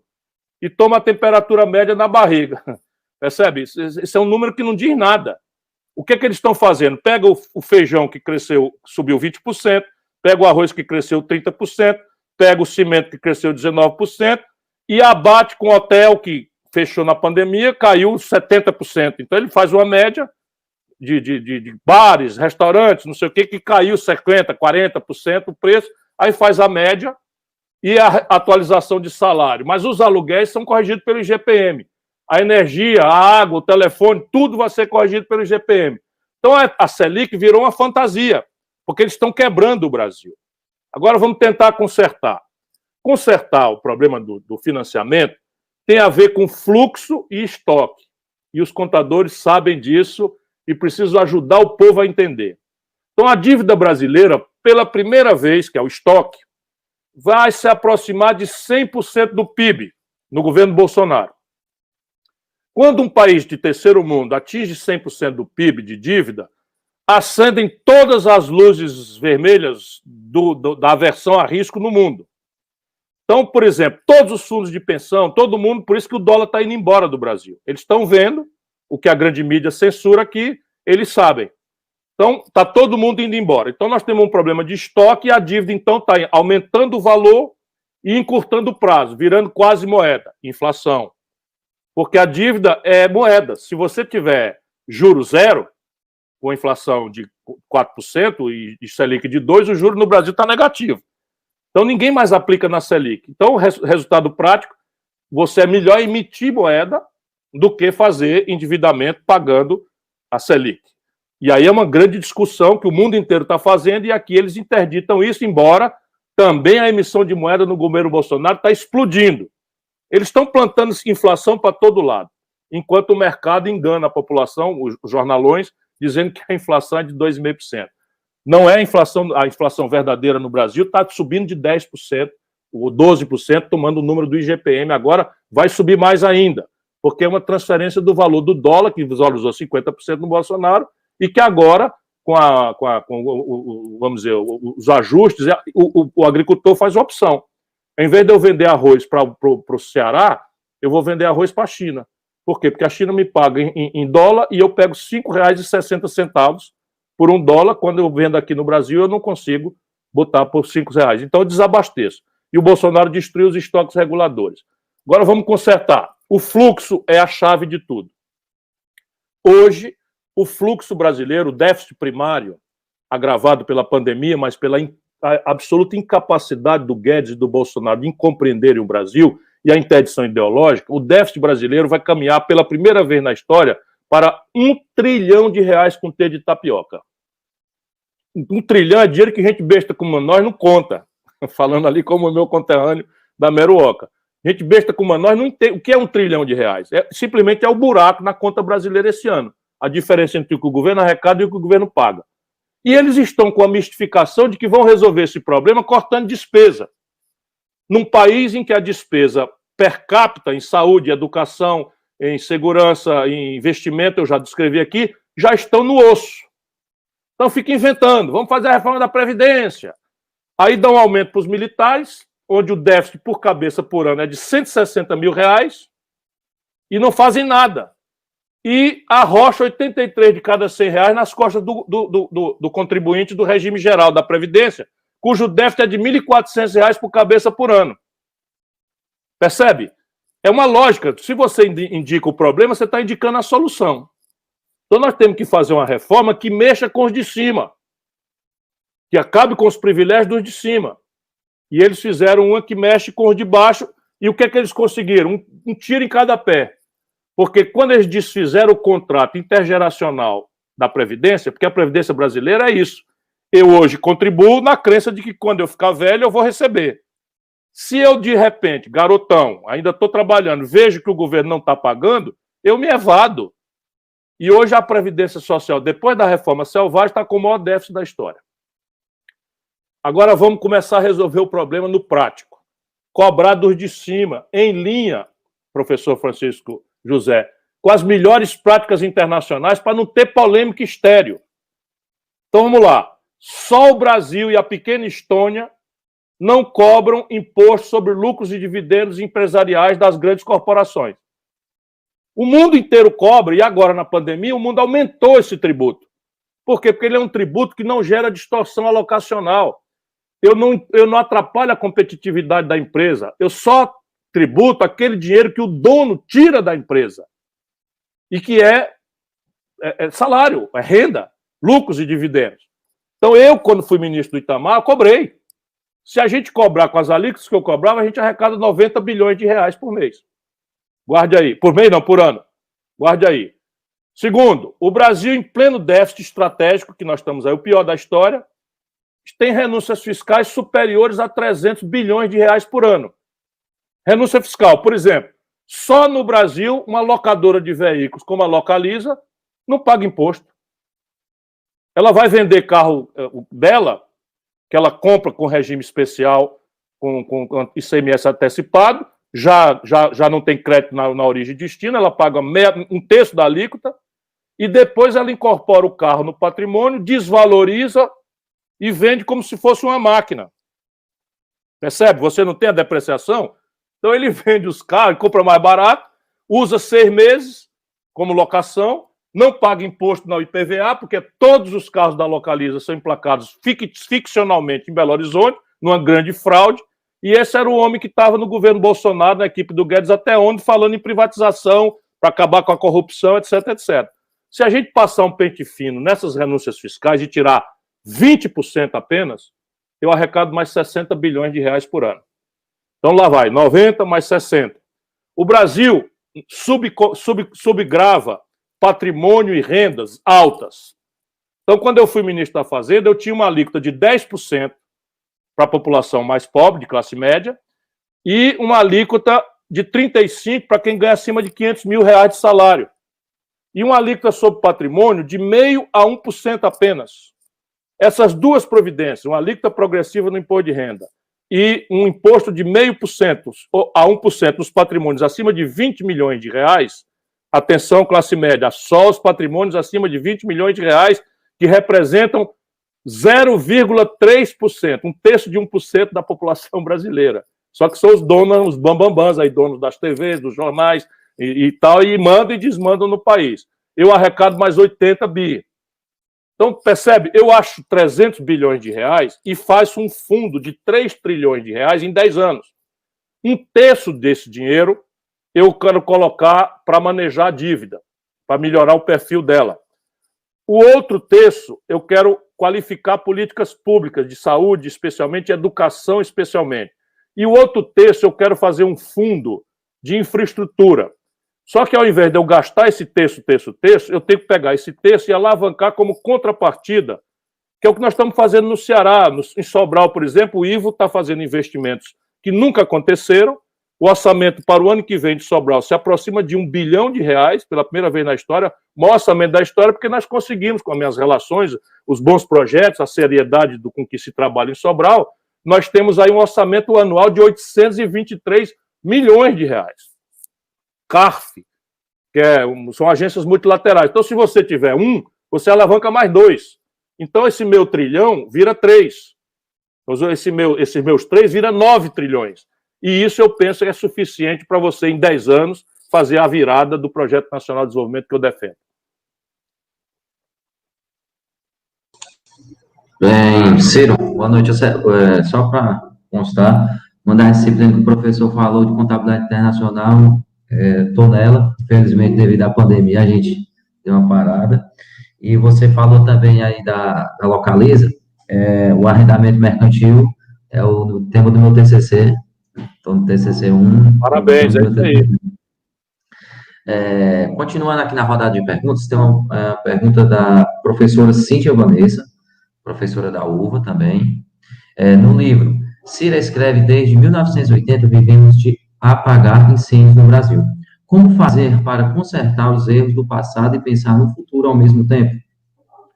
O que eu defendo é a ideia de um projeto, e projeto é basicamente um plano, e eu vou estabelecer aqui objetivamente qual é o plano que eu tenho na minha cabeça. Eu peguei um país em que a qualidade de vida seria revolucionária se nós pudéssemos oferecê-la ao povo brasileiro, que é a Espanha. Então, a Espanha é o quê? É um país do Mediterrâneo, nem é o país mais rico, está longe de ser o país mais rico da Europa, e nem é o país mais pobre também, embora esteja ali entre os mais pobres da Europa. Então, eu achei modesto que nós tomássemos a Espanha e pegássemos os indicadores socioeconômicos da Espanha e determinássemos que o Brasil ia replicar esses indicadores em 30 anos. Ou seja, é um objetivo pé no chão. Embora todos os pragmáticos me acusem de ser um sonhador, eu tenho segurança de que isso pode ser praticado em menos de 10 anos. Mas em 30 anos, para ser bem sério, o Brasil deveria evoluir para os padrões espanhóis hoje. O que quer dizer na prática? Nós temos uma renda per capita de X, a Espanha tem de 3X. Então nós temos que crescer a renda per capita do Brasil em 30 anos, 3 vezes ela. Sabe o que quer dizer isso? Significa crescer 5% ao ano. 1,5% a menos do que o Brasil cresceu durante 50 anos, entre 30 e 80. Aí a Espanha tem, vamos lá, pegar um indicador da nossa comunidade universitária. A Espanha garante matrícula a 52 de cada 100 garotos de 18 a 25 anos. E a Europa está estatizando os serviços de educação superior. A Alemanha agora estatizou tudo para fazer gratuito. E é o que eu pretendo no Brasil. Então, o Brasil hoje tem 18 vagas para cada 100 garotos de 18 a 25 anos. A Espanha tem 52. Então, a gente tem que se determinar que em 30 anos o Brasil vai garantir um ensino público, gratuito, de qualidade para 52 de cada 100 garotos de 18 a 25 anos. Quanto custa isso? Pega o orçamento, pega as etapas intermediárias, começa quando, vai quando, quem avalia, quem supervisiona, quem controla. Por quê? Aí vamos lá, o índice de Gini, que é o indicador que mede concentração de renda. O Brasil só não é pior do que esses micropaíses que têm castas, tipo o Catar, etc., etc., mas, sob o ponto de vista de distribuição de renda, nós somos o pior do mundo. E distribuição de renda é isso que eu acabei de falar aqui. É você criar um programa de renda para a população e criar uma educação de qualidade sofisticada para que o filho do pobre mude de classe. E ensino que presta custa caro. E tem que cobrar isso de quem tem dinheiro sobrando no Brasil. Então ninguém serve a dois senhores. Se você quer servir a um senhor, mal serve o outro. E se você quer servir ao outro, não serve ao um. Está na Bíblia, né? Então é preciso que a gente tenha clareza, e essa grande deserção do pensamento de esquerda tradicional no Brasil. Beijaram a cruz, aceitaram, como os europeus, a ideia mentirosa de dourar a pílula. Então é Bolsa Família para miséria e lucros exorbitantes sem tributação para meia dúzia de barões que tem hoje o Brasil. Nessa pandemia, só para você ver, professora, o Brasil entrou nessa pandemia com 34 bilionários na lista da Ford. Em 6 meses de pandemia, o Brasil passou a ter 42 bilionários na lista da Forbes. Eles incorporaram na pandemia 34 bilhões de dólares às suas fortunas. Por quê? Porque o Banco Central brasileiro, a pretexto da pandemia, sacou do seu caixa, do Banco Central, R$1 trilhão e entregou para os bancos, sem normatizar, na crença mentirosa de que os bancos, com essa montanha de dinheiro, iam aumentar a oferta de crédito e diminuir o juro. O crédito diminuiu e os juros aumentaram. E cadê essa montanha de dinheiro? No fim da tarde, empossado no caixa dos bancos, eles emprestam para o governo, por 3 dias, por 4 dias, contra a Selic, numa canalice chamada Operação Compromissada. Então, eles vão comer meu fígado, porque eu conto a história para os brasileiros. Mas eu tenho que falar na internet, porque numa TV comercial não há a menor chance deles deixarem eu falar, porque na hora que o povo brasileiro souber dessas transações tenebrosas, eu acho que o povo brasileiro não vai engolir com tanta passividade a miséria, o sofrimento, a humilhação e a violência com que a família brasileira é maltratada.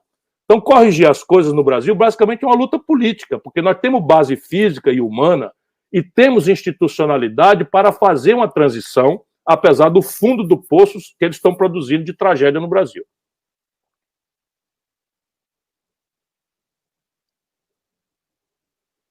Alô, Fidel?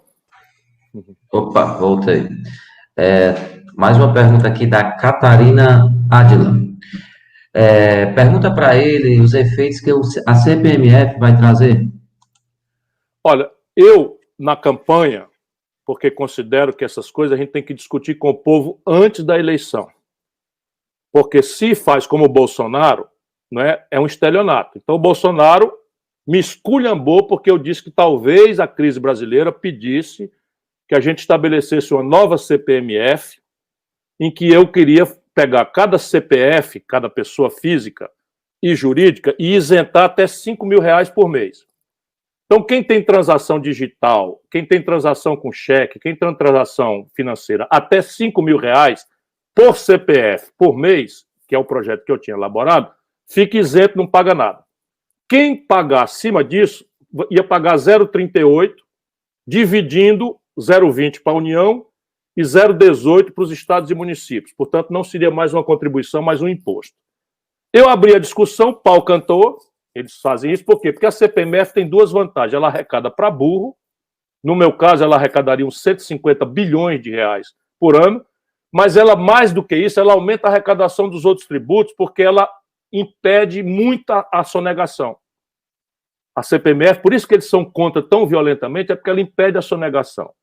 Agora, o Bolsonaro esculhambou, o Paulo Guedes esculhambou. Então, agora nós vamos votar contra. Porque ele não tem autoridade moral, porque ele era contra e se elegeu. Eu era a favor e perdi a eleição. Eu perdi porque... Quantos eleitores eu perdi porque quis falar sério?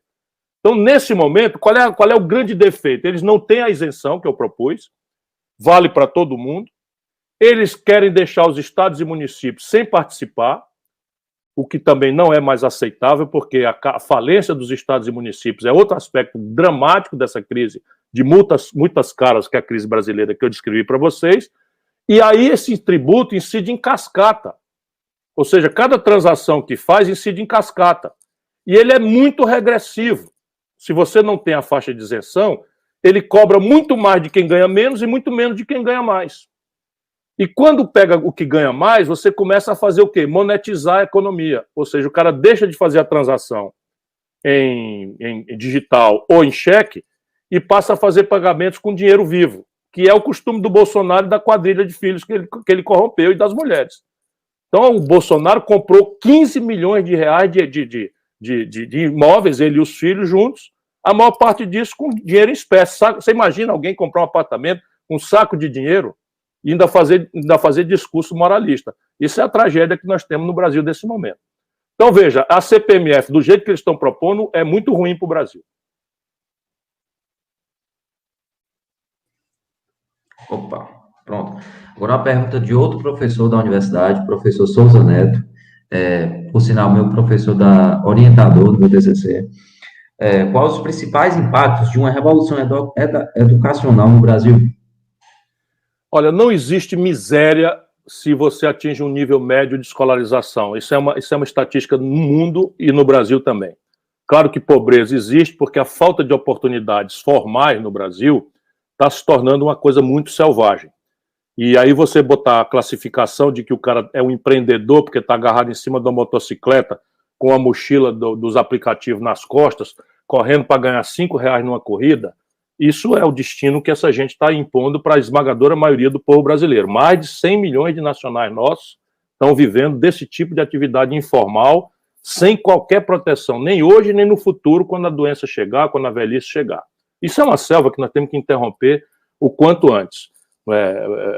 Enfim, mas isso para formalizar a economia, de novo, nós temos que crescer.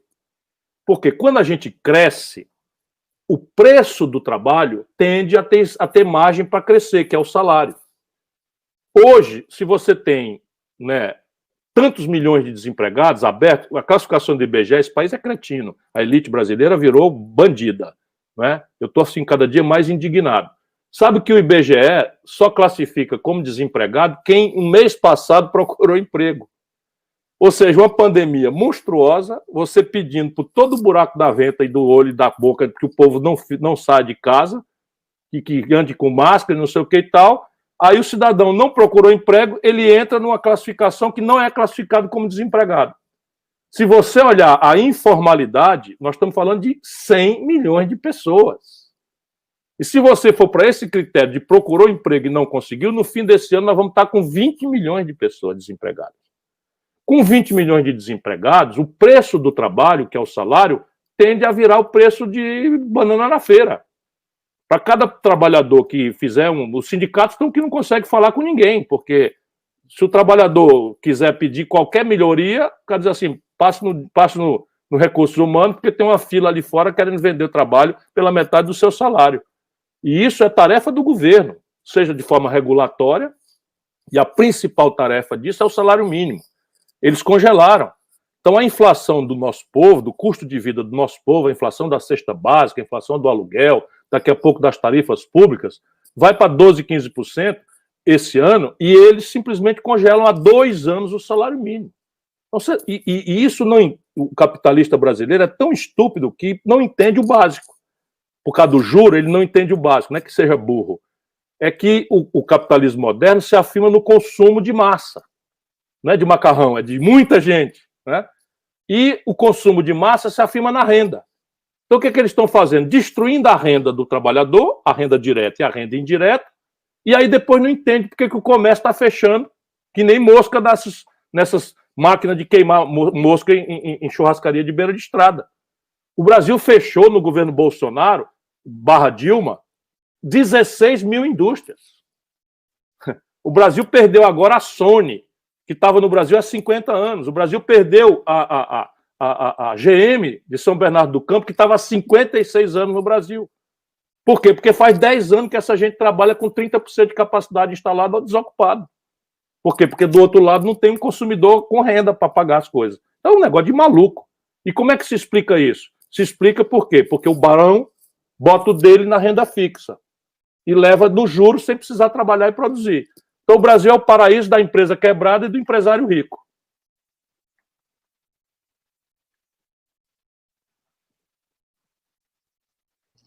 Alô, Fidel? Pronto, é porque tem o técnico aqui demora um pouquinho. Pronto, Ciro. Vamos para outra pergunta do Enzo Vidotti.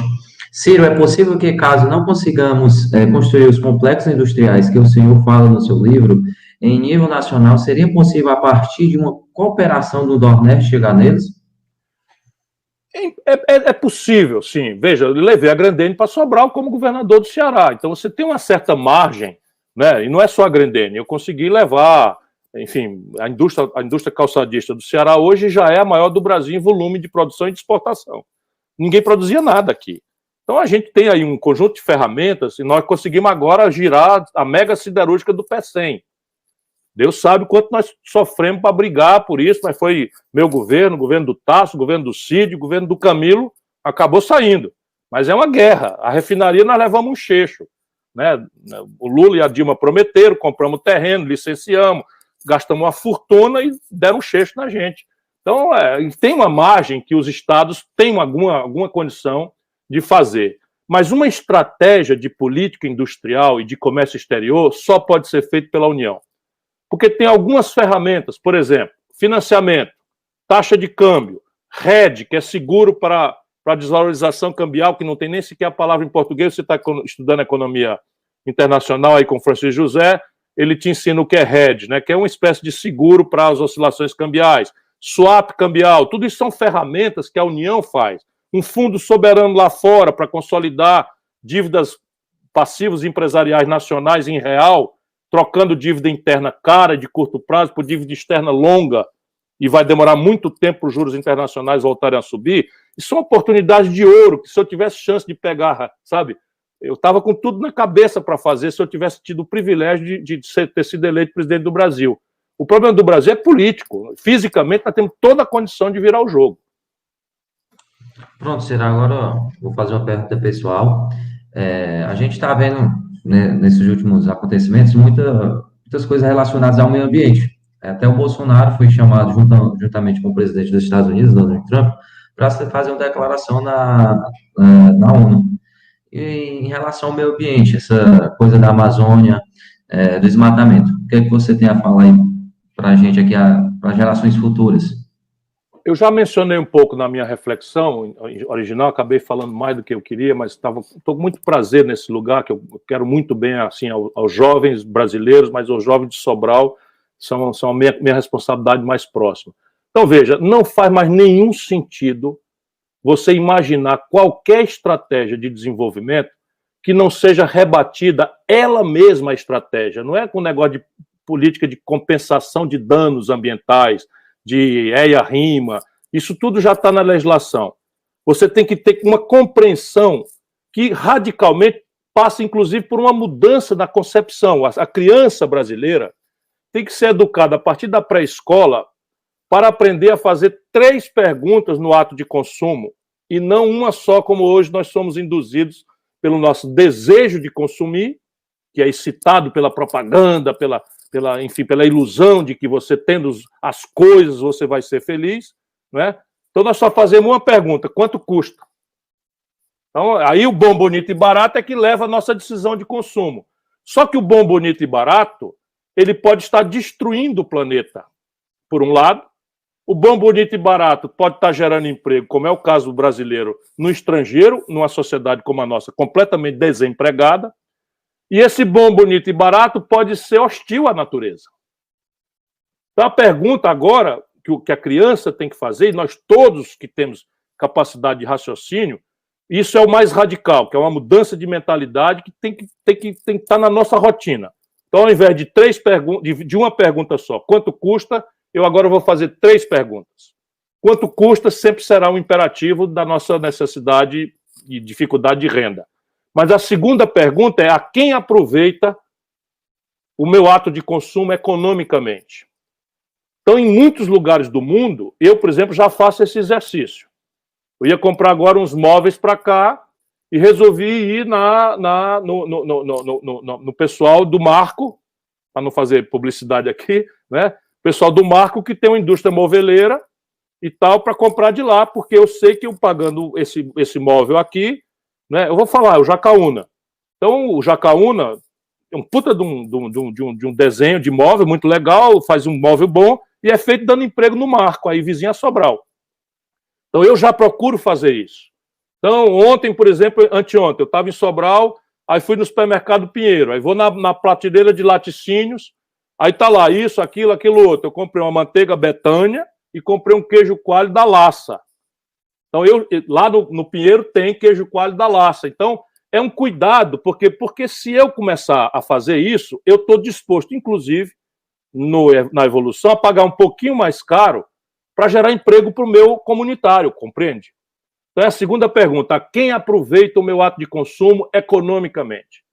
E a terceira pergunta, grande parte da humanidade já está fazendo. E nós temos que aprender a fazer. o meu ato de consumo é amistoso com a natureza, na origem, no rejeito? Isso é uma pergunta radical que nós temos. Isso, na hora que uma criança botar isso na cabeça e como uma atitude na vida, a humanidade mudou. Por quê? Porque eu não vou mais comprar porcaria, que é bom, bonito e barato, porque tem escala, porque usa agrotóxico, usa defensivo tóxico, etc, explora trabalho semi-escravo, etc, etc. Não, eu não vou. Eu só vou comprar coisas agora que, de um lado, sejam acessíveis para a minha renda, quanto custa, que, de outro lado, gere emprego para o meu comunitário, porque ele fazendo a mesma coisa vai gerar o meu emprego, e terceiro, só vou consumir coisas que sejam amistosas com a natureza. Por exemplo, do jeito que o Bolsonaro está fazendo, a canalha que o apoia vai pagar caro. São tão imbecis e calhordas que vão pagar caro. Por quê? Porque agora mesmo a Associação dos Supermercados do Reino Unido resolveu boicotar produtos de origem animal e vegetal originárias no Brasil por conta das queimadas da Amazônia e do Pantanal. Então, esse canalha que está no Ministério do Meio Ambiente, esse Salles, é bandido, já é condenado por improbidade. Aí fica um papo furado, esses bolsonaristas fanáticos, o governo Bolsonaro é um dos mais corruptos que eu já vi. Eu estou dizendo que o ministro do Meio Ambiente, o cidadão Salles, é condenado já pela justiça por improbidade. E está ali para fazer passar a boiada. Ou seja, vai destruir o conceito. Só para você ter uma ideia, a China era o Brasil o principal parceiro comercial da China há mais de 15 anos. Em 1 ano e meio de boçalidade do Bolsonaro, o Brasil perdeu já o lugar de principal parceiro da China, virou a Argentina. A China agora desencomendou 1 milhão de toneladas de soja brasileira para comprar dos Estados Unidos. E a razão por cima da mesa é a forma criminosa com que o Bolsonaro e o governo dele tratam a questão da Amazônia. Esse vagabundo, desculpa, não tem outra palavra, foi para o plenário das Nações Unidas dizer que quem está fazendo queimada no Brasil são os índios. Porra, os índios estão aqui, Bolsonaro, há 40 mil anos e nunca houve fogo na Amazônia. Esse imbecil está pensando que nós somos todos os idiotas, porque tem meia dúzia de doido que fica batendo palma para esse doido dançar. Os índios da Amazônia estão lá há 40 mil anos. Nunca se ouviu falar de queimada com índio. Quem está queimando a Amazônia é o agronegócio, para plantar soja e para botar boi, e para fazer extração de madeira ilegal, com apoio cúmplice desse general Mourão, que é outro pilantra, vice-presidente da República do Bolsonaro. Vão lascar a economia brasileira. Pronto, Ciro. Outra pergunta aqui da Ana Elisa. Como conciliar o crescimento econômico sustentável em um país que produz commodities para exportação e, ao mesmo tempo, perde riquezas naturais para isso? Vide produção de soja para exportação para a China. Vai no que você acabou de falar. Mas nós temos que industrializar de novo o Brasil. Nós só vamos salvar nossos biomas sensíveis, a caatinga nordestina, a floresta amazônica, o bioma pantanal, o bioma da nossa Mata Atlântica, se nós reindustrializarmos o Brasil. E essa indústria tem que ser uma indústria que nasça com um padrão ambiental de ponta, de última geração, tecnologia de última geração, e ninguém dá tecnologia para os outros. Nós temos que fazer uma aposta em qualificar a inteligência tecnológica do povo brasileiro, que é capaz de fazer isso, já provou. Então vamos lá, eu estou propondo alguns complexos industriais onde esses valores podem ser produzidos. E a obviedade aqui é economizar a perda de poupança para o estrangeiro e financiamento com o tostão brasileiro de emprego no estrangeiro. Então, o complexo industrial do petróleo, gás e bioenergia. Então, o que eles estão fazendo? 1/3 da capacidade de refino da Petrobras estão parados. Olha o crime.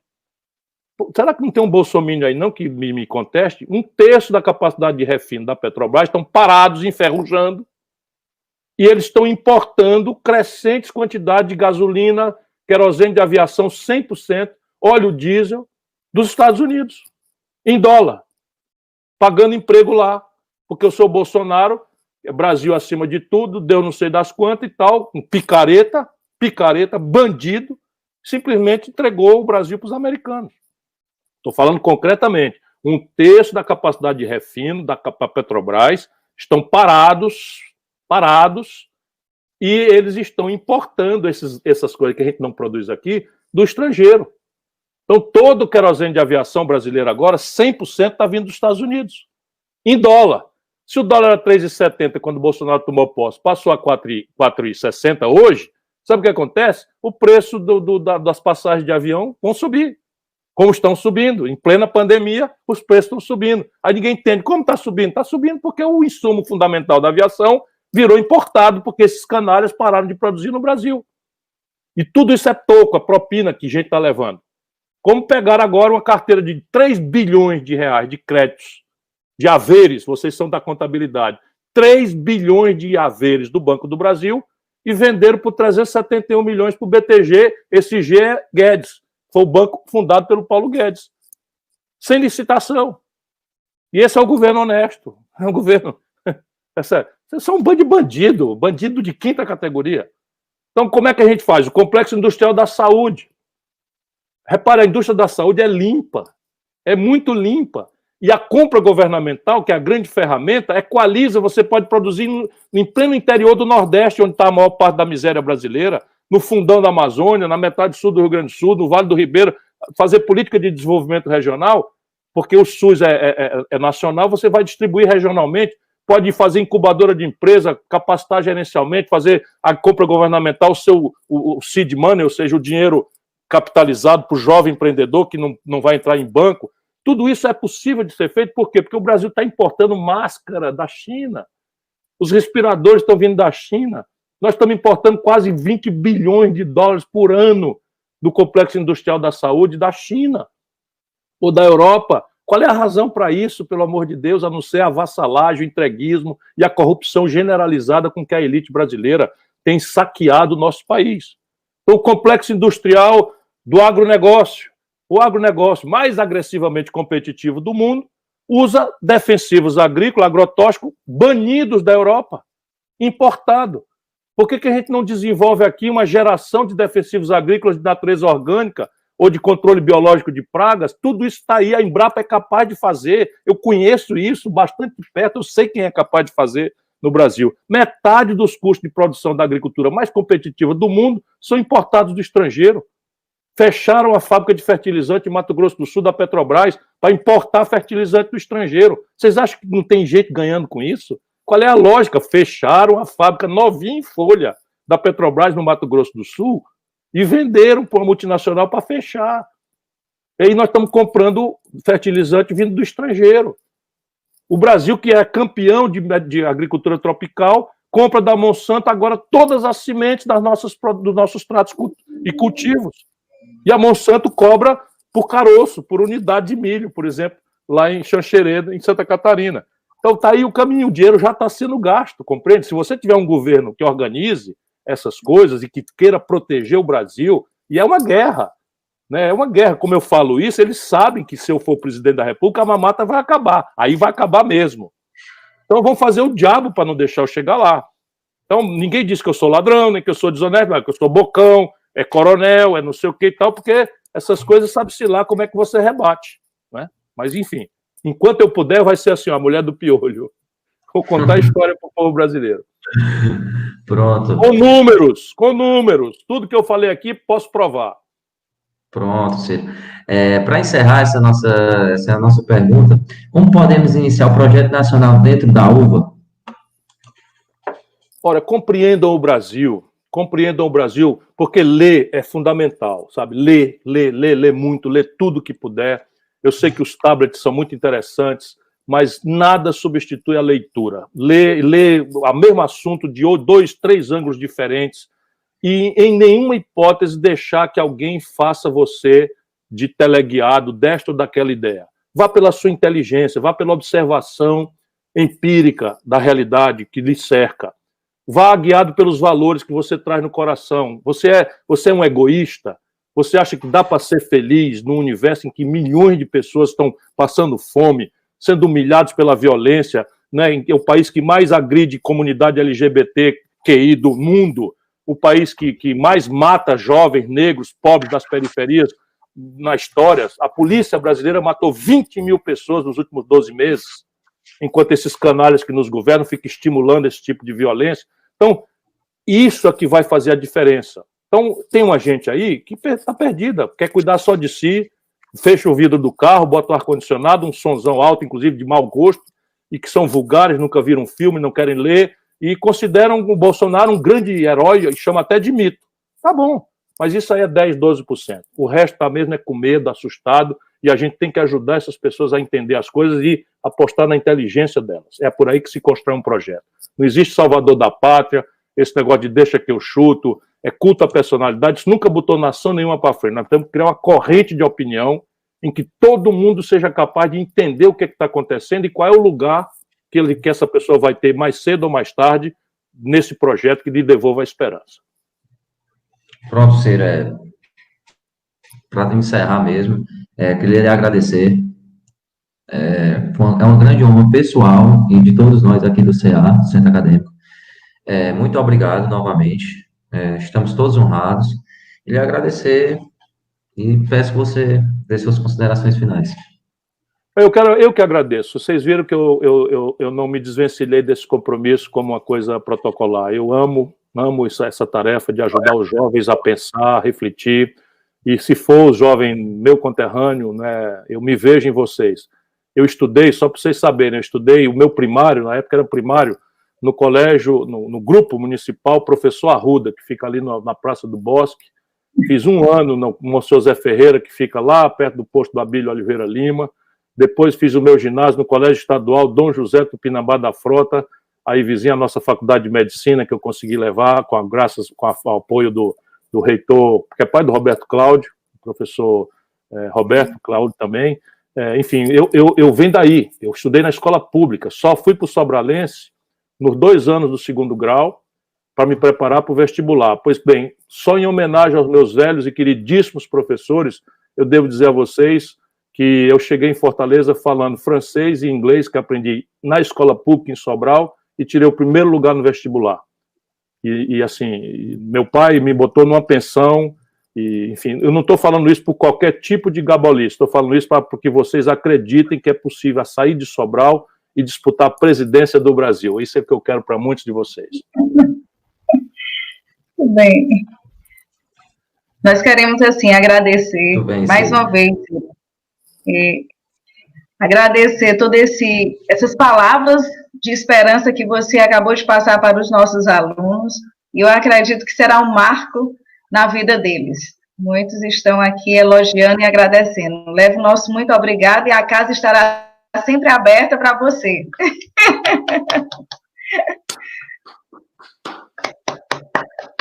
Muito obrigado a todos, magnífico. Magnífico, desculpa as heresias aí. O reitor não tem nada a ver com as minhas opiniões, que são minhas, né? A universidade não tem nenhuma responsabilidade. Eu que sou responsável pelo que eu falei. Um abraço. Tudo bem. Muito obrigada.